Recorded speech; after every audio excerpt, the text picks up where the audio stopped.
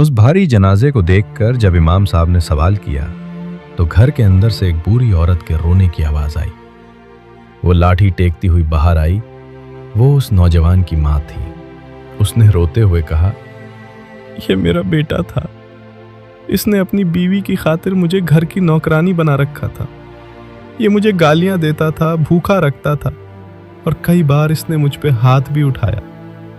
आज मेरा दिल दुखा है, मैं इसे माफ नहीं करूंगी। ये सुनकर सबके रोंगटे खड़े हो गए। वो नमाजी बेटा अल्लाह की नज़र में इतना जलील हो चुका था कि ज़मीन उसका बोझ उठाने को तैयार नहीं थी। गांव के बुजुर्ग उस माँ के कदमों में गिर गए। मिन्नतें की कि अम्मा अगर माफ नहीं किया तो इसकी मिट्टी खराब हो जाएगी।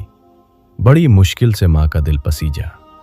उसने आसमान की तरफ देखकर कहा, ए अल्लाह, मैंने इसे माफ किया, तू भी इसे माफ कर दे। जैसे ही माँ ने माफ किया, वही जनाजा जो 6 पहलवानों से नहीं हिल रहा था, इतना हल्का हो गया कि सिर्फ 2 आदमियों ने उठा लिया। लेकिन कब्रिस्तान जाकर जब उसे दफनाया गया तो लोगों ने देखा कि कब्र की मिट्टी का रंग अजीब सा काला पड़ गया था।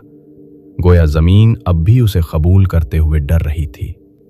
याद रखें, अगर माँ बाप नाराज हैं तो आप तहज्जुद गुजार भी बन जाएं, आपका जनाजा भारी हो सकता है। जन्नत माँ के कदमों तले है, उसे आंसुओं में मत ढूंढो। ऐसी ही सबकामोस कहानियां सुनने और देखने के लिए दर्स हयात को सब्सक्राइब करें। कमेंट में लिखें, वी लव आवर पेरेंट्स।